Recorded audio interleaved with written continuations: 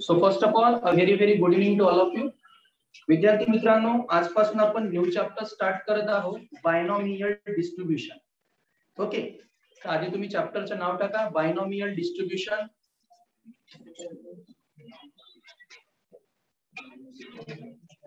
Binomial distribution. आता आधी या चॅप्टरचा थोडा फॉर्म्युला समजून घ्या. आपला जो फॉर्म्युला येणार आहे बायनॉमियल डिस्ट्रीब्युशनचा, तो राहणार आहे P of x equal to NCR into P raised to R into Q raised to N minus R. NCR into P raised to R into Q raised to N minus R. आणि हा जो असतो P of x, हा P of x equal to आपण R पण घेऊ शकतो. आता यामध्ये विद्यार्थी मित्रांनो, वेअर n म्हणजे टोटल नंबर,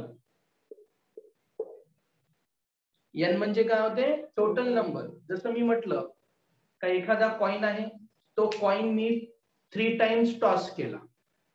किती टाइम टॉस केला? 3 टाइम्स. तर 3 टाइम टॉस केला तर टोटल किती झाला इथं? 3. त्याला म्हणतात टोटल नंबर. P म्हणजे probability.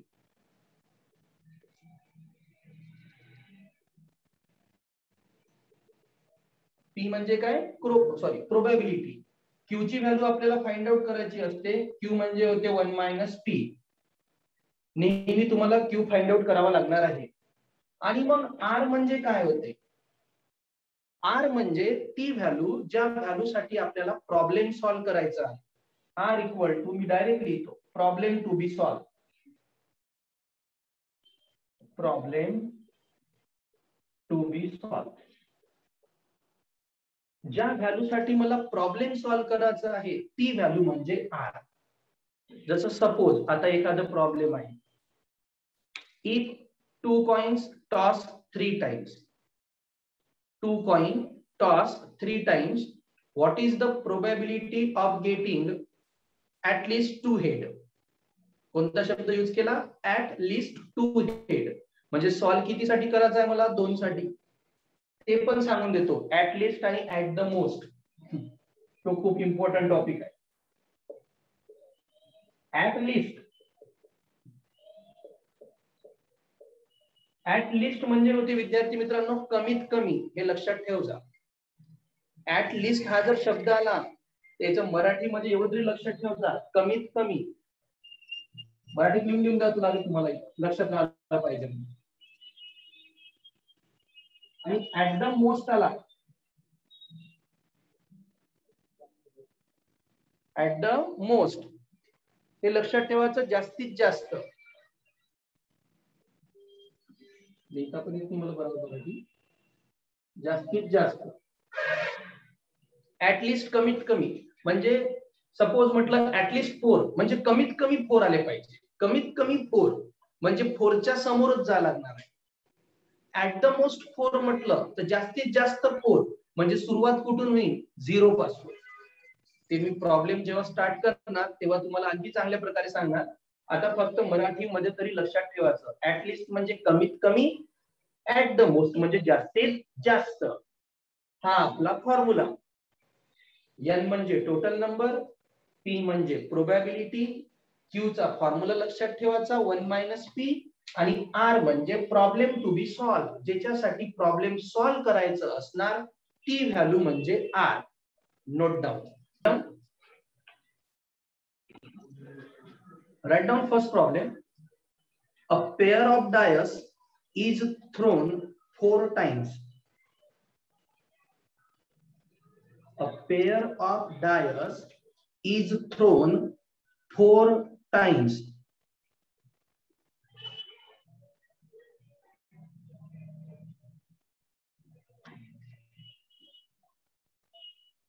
Full stop. If getting a doublet, if getting a doublet is considered a success, if getting a doublet is considered a success, comma, find the probability of two success.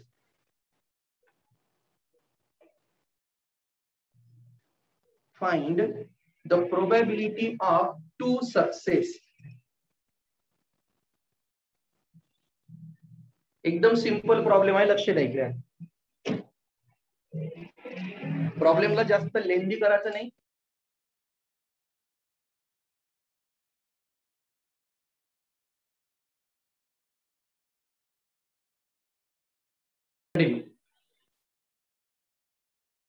तर विद्यार्थी मित्रांनो, problem मध्ये म्हटलंय आपल्याला a dice is thrown 4 time. A dice is thrown 4 time. एक dice आहे, तो आपण कितीदा थ्रो केला? 4 वेळा. अ पेअर ऑफ डायस म्हटलंय ना, म्हणजे 2 डायस आहे आपल्या आधी किती डायस आहे? 2 डायस. तो कितीदा थ्रो केला मी? 4 टाइम्स थ्रो केला. 4 टाइम्स म्हणजे टोटल किती झाले? 4. कारण आपण 4 वेळा तो थ्रोन करत आहोत. बट विद्यार्थी मित्रांनो, डायस असो, कॉइन असो, याची प्रोबॅबिलिटी तुम्हाला माहित असली पाहिजे. जसं की फॉर एक्झाम्पल, ऋषी सांगू शकता बेटा कॉइनची प्रोबॅबिलिटी काय असते? तर हा, कॉइनची प्रोबॅबिलिटी. चल मी कॉइनची सांगतो, तू डायसची ट्राय कर. मग कॉइनची प्रोबॅबिलिटी, जर मी कॉइन हाती पकडला आणि त्याला जर थ्रोन केला तर एक तर हेड येऊ शकते किंवा टेल येऊ शकते. टोटल किती 2 आहे तिथं? एक तर हेड आहे किंवा टेल आहे. पण 2 पैकी ऍट अ टाइम एकच येणार का दोन्ही येऊ शकते? म्हणून कॉइनची प्रोबॅबिलिटी झाली 1/2. कॉइनची प्रोबॅबिलिटी किती झाली? आता तसंच डायसची प्रोबॅबिलिटी 1/6. Very good. डायस वर नंबर किती असते?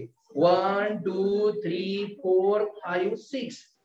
1 पासून 6 पर्यंत नंबर असते, पण ऍट अ टाइम किती येते? 1च येणार. म्हणून डायसची प्रोबॅबिलिटी किती असणार आहे? 1/6. You getting my point? Yes or no? आता बोर्डकडे लक्ष. डायस इज थ्रोन किती म्हणते? 4 टाइम्स. Solution start.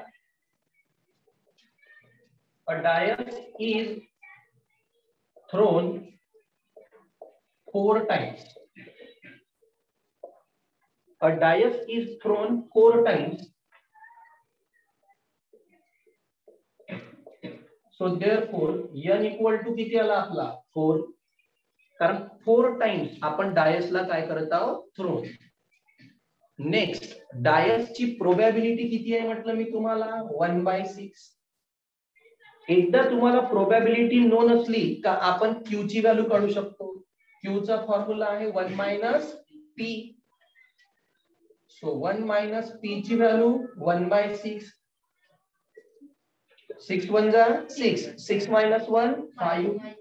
तर क्यू किती आला आपला? 5/6. क्यू किती आला? प्रॉब्लेम कोणासाठी सॉल्व्ह करायला लावलं? वाचा बरं प्रॉब्लेम मध्ये. Find the probability of getting 2 success.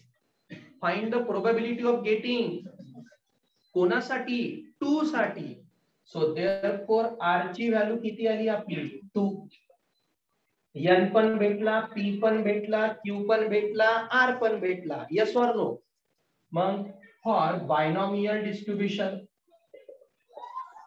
For binomial distribution P of x equal to r equal to NCR into P raised to r into Q raised to n minus r. हा आहे binomial डिस्ट्रीब्युशनचा formula.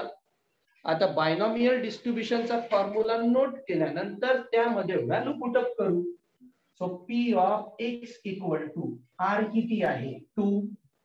कारण probability तुम्हाला 2 साठीच find out करायला लावली आहे. Yes or no? n 4 r 2 into p 1/6 r 2 q 5/6 n 4 r 2. So 4 - 2. Again याला previous chapter मध्ये नोट कसं करायचं मी शिकवलं होतं. आणि प्रिव्हियस चॅप्टर मध्ये मी तुम्हाला सांगितलं होतं का जेव्हा कॉम्प्लिमेंटरी फॅक्टर येणार 4C2 आहे, तर हा जो म्हणजे जे बेस असतो बेस त्याला तो 1 पर्यंत सॉल्व्ह करत मला. 2 आहे तर 2 into 1, 4 असलं तर 4 into 3 into 2 into 1. जो पण बेस असतो त्याला अप टू कुठपर्यंत सॉल्व्ह करायचा 1. पण हा जो बेस असतो यावर डिपेंड असतो का कॉम्प्लिमेंटरी फॅक्टरची टर्म किती टर्म्स बॅक न्यायच्या. इथं 2 आहे ना, तर 4 फक्त 2 टाइम्स बॅक जाणार, म्हणजे पहिले 4 येते आणि मग किती 3. Is that clear? बेस मधली टर्म कुठपर्यंत घेऊन जायची 1 पर्यंत, पण जी ही टर्म असते कॉम्प्लिमेंटरी फॅक्टरची 4C2 आहे, तर 4 ला फक्त 2 डिजिट म्हणजे 4 आणि 3 इंटू 1/6 चा स्क्वेअर 1/36. 4 minus 2 2, 4 minus 2 आणि 2 म्हणजे पुन्हा स्क्वेअर आला तर 5 चा स्क्वेअर 25, 6 चा स्क्वेअर 36. 2 1 जा 2, 2 2 जा 4, 2 into 3 6 into किती 25 अपॉन 36 into 36. 6 1 जा 6, 6 6 जा 36, 6 1 जा 6, 6 6 जा वर किती राहिला 25 आणि खाली 6 into 36 216. Finish your problem. Note down this. Second problem. It is know that 10% of certain article. It is know that 10% of certain article manufactured are defective. Certain article manufactured are defective. Full stop. What is the probability that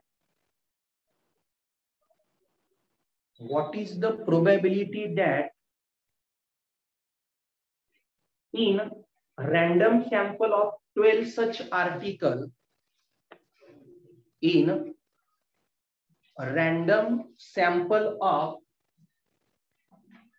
12 such article,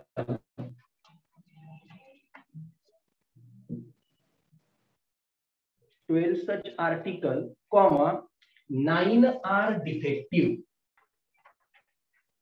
12 such article 9 are defective. तर त्या 12 article पैकी 9 article काय राहणार आहे आपले defective. त्याची आपल्याला काढायची आहे प्रोबॅबिलिटी.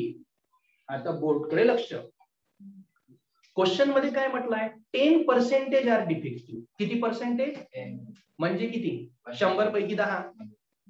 10% डिफेक्टिव्ह म्हणजे 100 पैकी 10. प्रोबॅबिलिटी तुम्हाला ऑलरेडी दिली आहे. महत्वाचं असते आधी प्रोबॅबिलिटी फाइंड आउट करणं.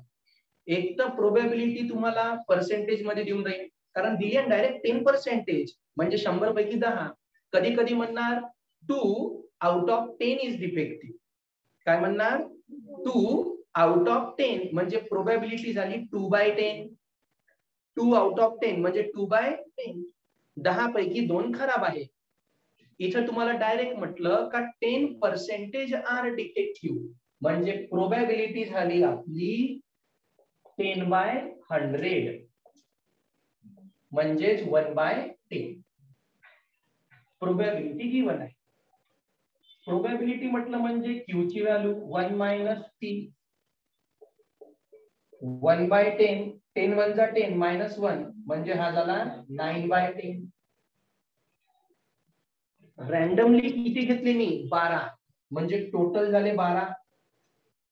12 पैकी डिफेक्टिव्ह किती कोणासाठी सॉल्व्ह करायचा आहे 9 आर डिफेक्टिव्ह. 9 साठी सॉल्व्ह करायचा आहे म्हणजे आर ची व्हॅल्यू काय झाली 9. झालं. P भेटला, Q भेटला, N भेटला, R भेटला. For a binomial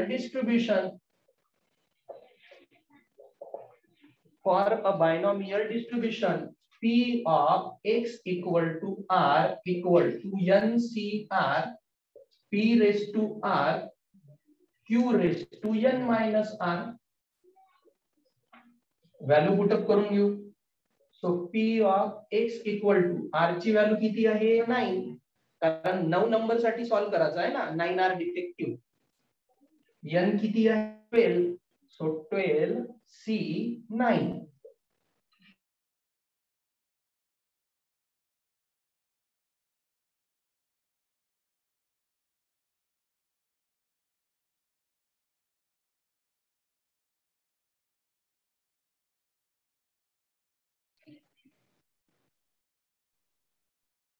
P of x equal to 9. आता बघा, जो डिनॉमिनेटर असते, जी बेसवाली टर्म असते, मी आधीच सांगितली 1 पर्यंत सॉल्व्ह करावी लागते. 9 into 8 into 7 into 6 into 5 into 4 into 3 into 2 into 1. 9 into 8 into 7 6 5 4 3 2 1. आणि हा जो 12 आहे हा 9 डिजिट बॅक म्हणजे 12 11 10 9 8 7 6 1 2 3 4 5 6 7 8 9 नेला दिले 9 डिजिट आपण बॅक इनटू 1 raised to 9 1 येणार आहे. 10 raised to 9 as it is लिहून घेतो मी. 10 raised to 9 into 12 minus 9 काय होणार आहे? 3. 9 by 10 raised to किती आला? 3. Okay, again solve. P of x equal to 9. जे आधी डिलीट होते, कॅन्सल होते, ते कॅन्सल करू. 9 8 7 6 5 4. 9 8 7 6 5 4. ओके, जे राहिलं ते पुन्हा लिहून घेऊ म्हणजे प्रॉब्लेम इझी जाणार. 12 11 10. 12 11 10 आणि इकडे 3 2 1. 3 2 1. हा सेम 10 raised to 9. हा 9 चा किती? क्यूब आणि खाली 10 चा पण काय? क्यूब. 9 क्यूब अपॉन काय आला? 10 क्यूब. आधी इथपर्यंत नोट डाऊन करा. त्यानंतर विद्यार्थी मित्रांनो बोर्डकडे केअरफुली लक्ष द्या. P of x equal to 9 equal to 3 1 जा 3 3 4 जा 12. 3 1 जा 3 3 4 जा 12. 2 1 जा 2 2 5 जा 10 2 5 जा बरोबर. सो 5 4 जा 20 5 4 जा आणि 20 इंटू जर आपण 11 केले तर 20 into 11 11 2 जा 22 म्हणजे ते काय झालं? 2 2 0 2 2. पुन्हा एकदा 3 4 जा 12 2 5 जा 10 4 3 जा 5 4 जा 20. समजलं का? 5 4 जा 20 into 11 2 2 0 into अपॉन 9 plus 3 किती होणार? 12. दोघांचा बेस काय आहे? सेम. 9 plus 3 12 म्हणजे 10 raised to किती आला? हा 12. एवढं समजलं? पण इथला एक 0 आणि इथला एक 0 होणार, कॅन्सल. सो 22 into 9 चा क्यूब आणि 10 raised to किती? 11. झालं प्रॉब्लेम.